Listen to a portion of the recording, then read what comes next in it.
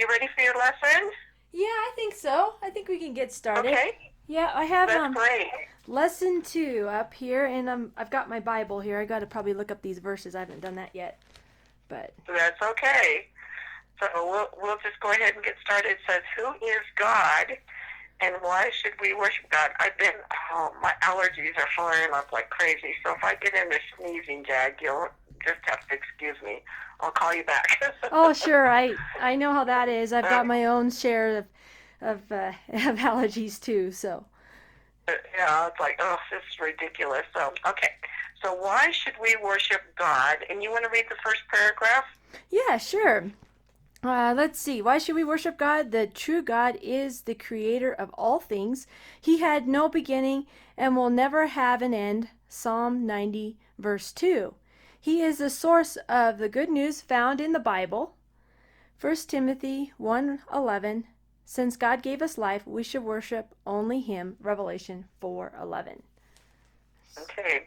So we can start there with Psalms 90, verse 2. Yep. And you have that? I actually have Revelation. I was kind of working my way backwards because I didn't know how fast I could get to Well, these verses. that's all right. We can do Revelation if you want. Well, actually, we could, Psalms 90, verse 2, if I remember, is the one where it says, From everlasting you are God, I think, but Right, yes, that's the one. Yeah. From everlasting to everlasting. I remember I was still flipping to it, just not fast with my fingers, but I remember teaching a Sunday school class with kids, and I used to teach third grade at church. And these little kids were like, how is God everlasting? Trying to understand that. And I remember used to draw the figure 8, where does it begin? Where does it end? And well, it doesn't really. And God is eternal, so we don't understand that because we're created finite beings. But yeah, I remember this verse sharing, that was one of the things I'd use with the kids to help them understand God being eternal. It's Psalms 90, verse 2, before the mountains were born, or thou did give birth to the earth and the world, even from everlasting to everlasting, you're God. Yep, that's the one. Yeah. So, children have it hard to understand. Sometimes we have it hard to understand because we had a beginning. Like you brought out the figure 8. That's a great illustration. Yeah. And so because he is our creator, that's one of the reasons why we should worship him. And then we can find the good news in the Bible, and we can read 1 Timothy 1:11. Yeah. And I'll go ahead and read that if you found that. Yeah, I haven't found it yet. I've got the Revelation, but it keeps flipping past it. So it's like, Timothy's that small. There it is. Finally, I kept flipping past the Timothy. I'm like, it's here. Get here. 1 Timothy 1:11. I know it's in here. I'm at 4:3. Come on, quit flipping. I have this bookmark thing. I think it's causing it to flip over and skip my page. Oh, sure. What translation do you have? I actually have a couple. I use the NASB, New American Standard Bible, and the New International Version. They have different renderings. I actually have an interlinear that kind of references the actual text of the Bible too. So it's got the different translations on the side as well. Yeah. So. Oh, sure. Is that the green one? Green one? I think I had that one I got that one around here somewhere. I have one. It's actually, what is it? There's a bunch of different ones you can get on Amazon. So I don't think it's not green. So I don't think it's yours. But yeah, it's got an interlinear. So and it's got different translations. So kind of like that too. Okay. Well, good. Yeah. So in 1 Timothy 1:11, according to the glorious good news of the happy God, which I was entrusted. So he talks about the good news and being happy. So that's wonderful that we have such a happy God that we want to worship. So, and then of course Revelation 4:11, and I'll go ahead and let you read that one. Sure, I've got that. You probably have it memorized. Yeah. Well, I don't know if I have it memorized, but yeah, it's the enthronement scene. There's God in heaven, and it says, "Worthy art thou, O Lord, and our God, to receive glory and honor and power, for you did create all things, and because of your will they existed and were created." Right. So he gave us life, And that's another reason why we would want to worship him. Right. So, and then he's a happy God, and then he is eternal. So those are basically the three reasons why we would want to do that. Right. Okay, then paragraph 2. Oh, I've got mine actually downloaded on my iPad, and it keeps flipping here. So what is God like is the question, and I'll go ahead and read that. It says, no human has ever seen God because he is a spirit, which means that he is a higher form of life than the physical creatures who live on earth. Nevertheless, we can discern God's personality from the things he has made.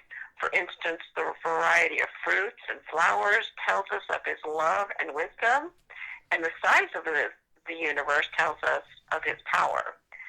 And so, what is God like? First of all, what is he? Well, it says that God is a spirit. It's given some scriptures. Mm-hmm. John 1:18. Yeah. It says, no one has ever seen God, but God, the one and only, who is at the Father's side, has made him known. Right. Yeah. So Jesus let us know about him. And then John 4:24 tells us that he is a spirit. You want to read that one then? Yep, I'm just getting to it. John 4. Okay. 24. Yep. Go ahead and read that one. Sure. I'm just flipping to it. I'm like, it's right there. It is. Okay. John 4. God is... Yeah. God is a spirit, and those who worship him must worship him in spirit and in truth. Right. So, and he appreciates that. He wants to be worshipped that way, in spirit and truth. Okay, so can we see some of his personality in the things that he's made for us? Have you seen that, his personality in creative works? Definitely. Well, it's like, I know the chapter of Romans, but we can read it where it says the invisible things of him are known from the creation. But I haven't flipped to it yet. So I just know that passage. So let's turn to that.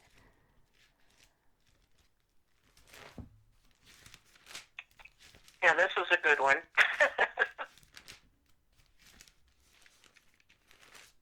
All right, here we go. 1:20. Well, I like 19 too because it says the invisible things of... Do you mind if I start back at verse 19? No, that's perfect. Because that which is known about God is evident within them, for God made it evident to them. For since the creation of the world, his invisible attributes, his eternal power, and divine nature have been clearly seen, being understood through what has been made, so that they are without excuse. For even though they knew God, they did not honor him as God or give thanks, but they became futile in their speculations, and their foolish heart was darkened, professing to be wise, and they exchanged.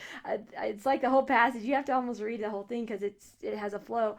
Professing to be wise, they became fools, exchanged the glory of the incorruptible God for an image in the form of corruptible man. And this is what, I when I look at this passage, it just really speaks to our age today of, people say, they're atheists, or they say they're agnostics, they don't believe in God. And yet Romans is so clear that God has already made himself evident to them. And then he goes and gives the example of creation, his divine nature, his divine attributes. And then they profess to be wise, but they make a God in their own image. They make a God that's created of, whatever, there used to be animals when pantheism, and rocks and whatever, the mountains, and they would worship the creation rather than the creator. And then, when we see, like in Mormonism, they make a God who, man can become a God in Mormonism. And that's like, that's very much what it says here. They make a God of corruptible man, and God's not corruptible man. Yeah, they sure have, and they sure do. So, but even, like it brings out here, even the size of the universe, which is eternal, they haven't found the end of it. They won't, because it's eternal. Really speaks to us about his power. So, and when we enjoy a beautiful sunrise or sunset, the different flowers and birds. I saw a couple of birds. This male bird was courting this female bird, and she was like, I am not even interested. And he was doing all his feathers, and I was like, he was so cute. Oh, my And goodness. she's like ignoring him. How funny. Oh, that's sweet. And so it's like we have to laugh, and then so we see his personality in the things around us. It's like, oh my goodness, he's done this so that we can enjoy it, because the female bird definitely wasn't. She's like, yep, she's got her own agenda right. going. That's funny. Yeah. Yeah, I get it. Okay, and then go ahead. Before we go to the next paragraph, can I ask a question on some of the scriptures we did look at already? Sure. So I'm curious what your view is on this. So when it says in John 1:18 that no one has ever seen God, but God, the one and only, who is at the Father's side, has made him known. I was wondering about, like, how do you guys view the reference in Genesis 32 where Jacob wrestles with God? How does God, if he's a spirit, like we just read, how do you guys view God taking on a human form and wrestling with a man? And I mean, how do you guys view that? What that angel of Yahweh? In Genesis, what? I think it's Genesis 32. I can flip to it here. Let me see if I can find that real quick. Sure. I think it's Genesis 32, around verse 25. I'm just getting to it right now. Okay. Well, I've got my iPad, so I'm looking it up. Oh, you're faster, because those electronic devices are quick. Yeah. The angel meets Jacob. Okay. All right. Let's see. Here, I think you're right. 32. 25. Yeah, it starts in he's wrestling with him. Now, actually, that was. Let me see what my study Bible says. Sure. And it's being slow. Because it says, he took back, finally just and wrestling with him until the dawn. And then there's a reference to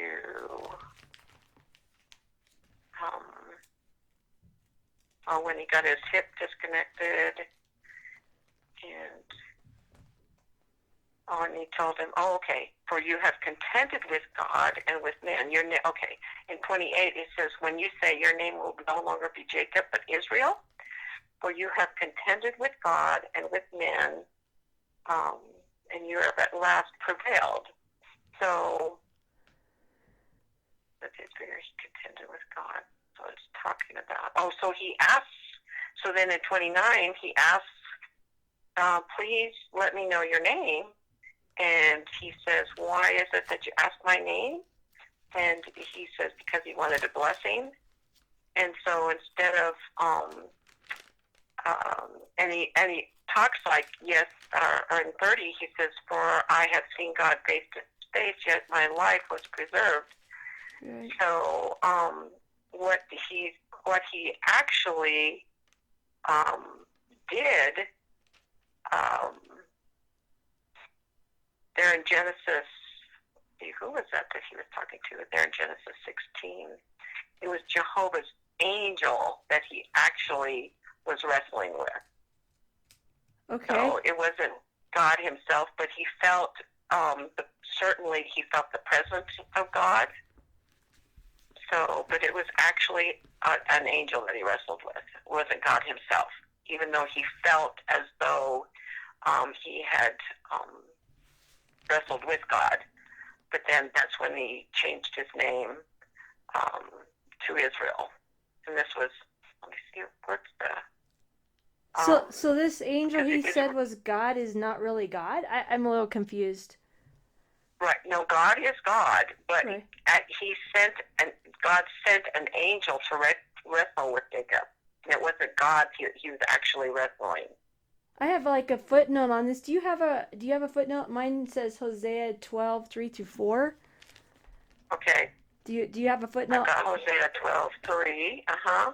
In the womb he seized his brother by the heel, and with his vigor he contended with God. And then yet he wrestled. Keep reading through verse 5 if you could. Let me see what's going on here.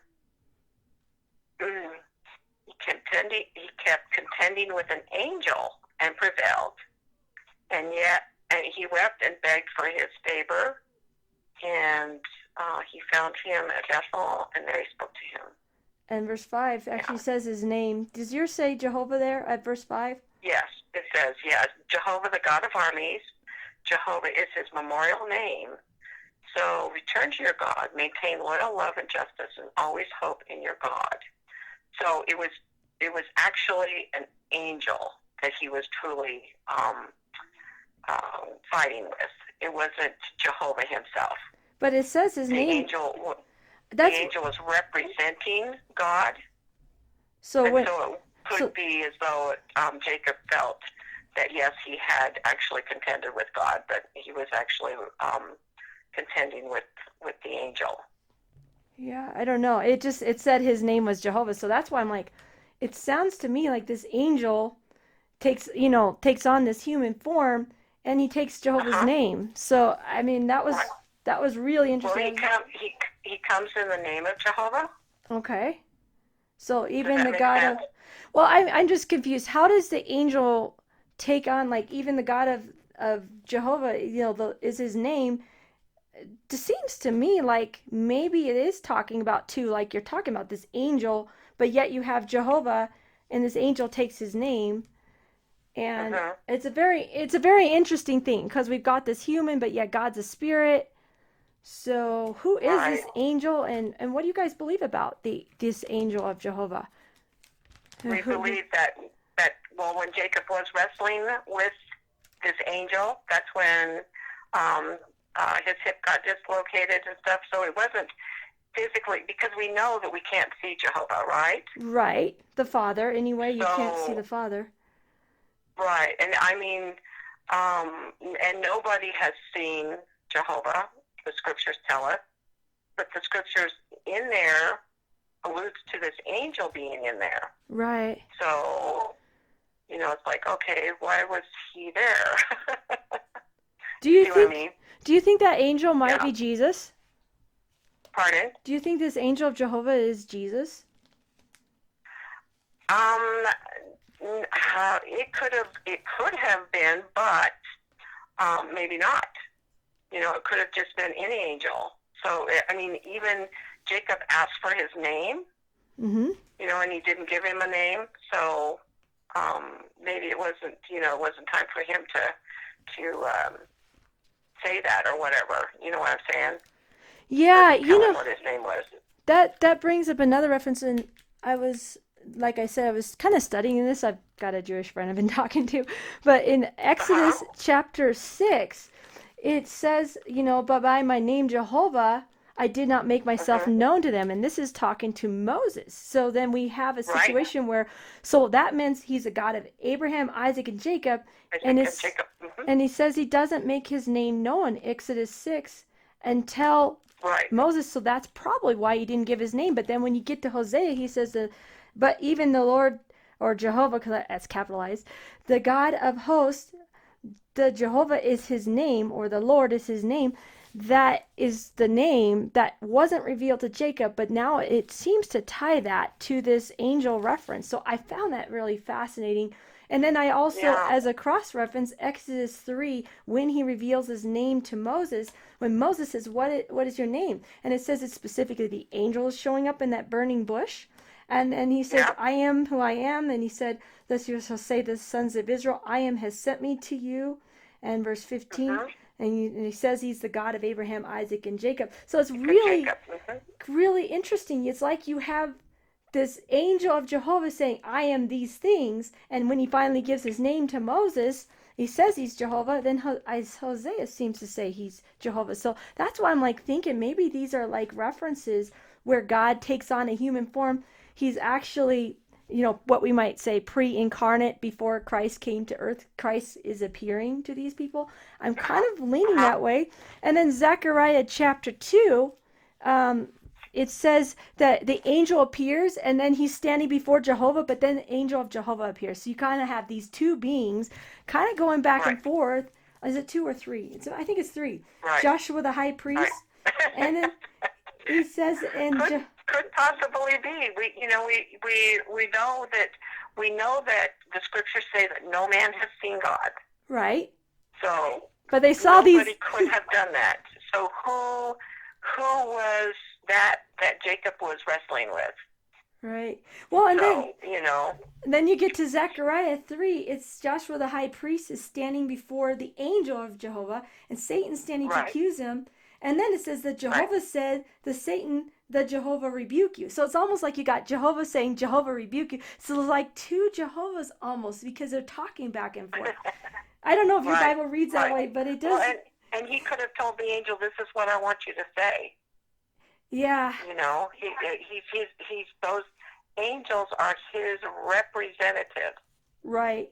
Yeah, it means messenger. Just like, if your boss, if your boss, well, not your boss, but if you had the job and you were at work, and the boss sends down instructions to everyone, and your supervisor tells you the instructions, well, it's not from the supervisor; it's from the boss. Right. You see what I'm saying? Right. So that's kind of how that's the correlation that I see how Jehovah actually worked through the angels because no man has seen God. So if that's so, then he had to send his angels to do that work. Right. Well, and is that do you think that's the same thing that occurs in Isaiah where it says, I saw Jehovah? I got to see Jehovah? Right. Yeah. Exactly. Well, now in that case, that was a vision. Okay. It wasn't a wrestling. Well, it could be the same thing, though, because he's seeing something. Basically, but it's like it's not corporal. It was just a vision of Jehovah. I think it would be too much for man to discern to actually see Jehovah, because the Bible describes him as being a light. Oh yeah. And so bright.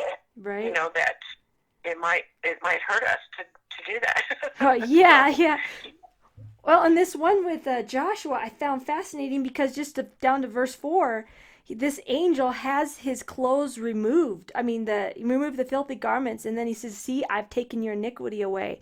And who can forgive iniquity? But it has to be Jehovah through this angel, which seems to be who, he calls himself Jehovah. So it's like, I don't know. It's been an interesting study. I got this book. I don't know if you've heard of it. It's called Two Powers in Heaven, and it's by a actual Jew who studied the ancient roots of Christianity, because he had heard that the current view that Jews hold, that there's only one God and they don't have, they don't believe in Trinity or even Jesus. They don't believe he's the Messiah or anything like that. So they have a problem with this, Ancient of Days. And here's this Son of Man riding on the clouds in Daniel chapter 7. And he comes to the Ancient of Days. And well, who can ride on the clouds? But it has to be a divine being, because a human can't do that. And so here's this Son of Man they believe is the Messiah. He's coming to the Ancient of Days, and it says thrones, plural, are set up. That's in Daniel 7. And so this guy is writing about, he says, these were what the ancient rabbis were all discussing, like, how do we have these two beings that are divine and they're up in heaven and yet they're visible, and then there's an invisible, and there's a voice out of heaven, and then there's a voice on earth, and Jehovah, and it says in, I think, I forget the reference, I have to look it up, where it says, remember the angels went to Sodom and Gomorrah? And then it says, then Jehovah, the Lord, rained down fire out of heaven. So the Jehovah on earth rained down fire out of Jehovah out of heaven. So there was two Jehovahs in that reference. And so here the rabbis were going, how do you have these two Jehovahs? The one physically appearing there, and then raining down Jehovah fire from up above. And it's like, this has been such an interesting study, because it's like, this is why Christianity was it gained such a foothold among the Jewish people at the very beginning, because Right. they already had this concept of two divine powers in heaven, a visible aspect of God and an invisible aspect. And then you get to Colossians, and Paul says he is the visible. What does it say? He's the visible of the visible of invisible God. How's it? I forget how it puts it here. But the parallels, and like Right. now I We get some of the wording we here in the New Testament. right. Right. And that's why it's so good to look at the different references in the Bible, different Bible references too. You know, because we make it complicated, but it's not. It's not. It's so simple. Right. So, you know, but we tend to make it, we want it to be, because the Bible is so sacred and so spiritual and so profound, we want it to be that. We want it to be profound, and we tend to make it harder than it really is when it's so simple. Right. So this angel came, and he represented Jehovah, just like the supervisor comes down and tells all the workers, okay, this is how it's going to be. The boss just sits up in his office. He doesn't have to tell anybody but the supervisor, you know, or the secretary, and it gets done. It just gets done because he trusts the supervisor to tell the workers this is what he wants, and so that's what Jehovah did. He told Jacob, or he told this angel to come down and wrestle with Jacob, and this is what I want you to tell him, and it got done. And by wrestling, he was wrestling with God through the angel. Right. Essentially. Right. Well, and Basically. that's kind of, you know, when you go back to that Hosea reference, even Jehovah, the God of armies, the Jehovah is his name. That whole, you know, Jehovah, the God of armies is, you know, you can't get more direct reference to God himself. This angel, you know, bearing his name. Right. And then this is why, another reason why I think this is Jesus. You know, in the brochure, they had this reference. I know I'm getting a little ahead, but I think it really ties in here. John 17:26, where it says that the name that God has given Jesus, you know, is that name. It's that holy name. And, you know, it's not, the people back then, they knew how to pronounce God's name because they did it in the temple. But it's fallen out of practice now because, you know, temple's been destroyed and they're not able to do all their rituals anymore. Now they're not sure how to pronounce it. And they've been afraid to pronounce it for many years. But, you know, Jesus had his name. In fact, Yeshua, the Hebrew for Jesus' name means Jehovah saves. So when they look at Yeshua and it says he shall be called, what is it? Matthew 1:23, Emmanuel, God with us, and like that he shall be called, you know, it's like that. It's like they're seeing in his name that Jehovah, Yahweh saves, buried in the name of Christ. And it's like, wow, if this angel is that Jehovah of armies, the Yahweh or Jehovah is his name in Hosea, and if this is the angel who, there's another one, I can't remember the reference now. It says the angel, you know, listen to him or he will not pardon your iniquities. Well, who can forgive sins but God, you know? And it says in Mark 2, it says, you know, the Pharisees like, who can forgive sins but God alone? Jesus says, that you may know I have authority to forgive sins. And so here is this angel who has the authority to forgive sins. You have the New Testament reference to where Jesus has the authority to forgive sins. And it seems like a direct connection. So anyway, I was curious what you guys thought of this angel of Yahweh and who that is. I think we're actually going to reference that scripture that you just talked about there in this lesson. Oh, okay. So in John. Yeah, I was looking ahead. I had studied the lesson before you called, so I was like, well, this is kind of cool. It's like my study I've been doing on the angel of Yahweh. So if we look at it from a human standpoint, and don't make it hard and difficult that most people want it to be, it's Jehovah's the boss. Right. That's it. He is the CEO. He is in charge. And he sends this angel out to do his bidding. Well, and I'm not even sure this angel isn't part of him in some way. You know, I do subscribe to the Christian viewpoint of, where you know, where do all the angels come from? Well, angels, the word in Hebrew it just means messenger. So, I mean, Right. but there's a lot of angels that are created, but I don't think that this particular one is created. I believe he's uncreated, um, representative of God, in messenger of God. So, Uh-huh. yeah, Well, if Jehovah was the very first that we already read that scripture, yeah, from eternity to eternity, he was right. the very essence of the of beginning of everything. He had eternal. Then he started creating things. He created all the angels. He created Jesus. He created the universe, and he put into motion. Um, well, he created the humans to begin with, and put into motion that we would procreate. He started it all. He began it all. So Well, does that make sense? I see Jehovah doing that, but then I do believe he used his son, and I believe his son Right. is uncreated with him because they both have Uh to have that eternal nature. I mean, it says in huh. Hebrews that that he is Well, eternal. So if Jesus is yeah. eternal, then then this particular angel or Yahweh messenger had to have been. If he's not, Yeah. like, to which of the angels did he ever say, "You are my son"? That's in Hebrews. It's pretty clear that Right. none of those other angels were sons of God in the way the Yeshua Jesus is. Right, because In he's Hebrews. in John 1:14 he says he's the only begotten, which means he was the very first one. And after that, the two of them began creating everything else Yeah, actually, that word together. begotten is translated, one and only, unique. And that actually, Right. that word doesn't always mean created. That's the thing. Begotten Right. can mean, bringing forth. Like, this day have I Uh-huh. begotten you, as a reference in Hebrews, quoting Psalms of the Messiah taking kingly reign when he rose from the dead, Uh-huh. because that's what they did with the kings. When they bring them into power, they say, Right. "You're like God's son. The psalm was originally written, for a king who would, not that he's Right. being begotten when he became a king, but so that reference, that word does not mean created necessarily, and it carries the Right. idea of uniqueness more than Yeah. anything in these Yeah. Well, references. Psalms was written with a twofold purpose. Jesus, it's written about Jesus and written about a king. Right. So it could have been David, it could have been Saul, Sure. the different kings that were. And David wrote the book of Psalms, and so he was writing about himself and Jehovah's King, who is Jesus.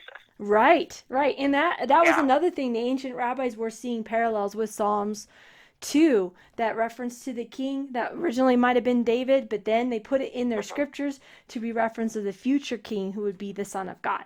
So, Right. Right. Yeah. but that this day So have I begotten you, in that reference, was not a reference to creation. That was a reference to him gaining kingly power. So begotten is one of right. those words that has multiple meanings. You can't just say, well, because he's begotten, he's therefore a created God. Actually, the references in Psalms are, the rabbinic teaching has been, no, this is when they became king, and they were using it in that sense of being of becoming king. Well, what did Jesus say? All authority in heaven and earth is given unto me. That's there at his resurrection. That's when he assumed the role as spiritual king of God's kingdom, right at that point, because he had Right. paid for Yeah. sins. Yeah. So it's So Jehovah that gave him that authority. right, exactly. So Yeah. I see a allusion to this second being of God. Well, he's called Mm-hmm. God multiple times in the Old Testament, and I do believe that's Christ. But I don't Mm-hmm. believe that Christ had a beginning. That, I think, would Mm-hmm. be a difference. Yeah.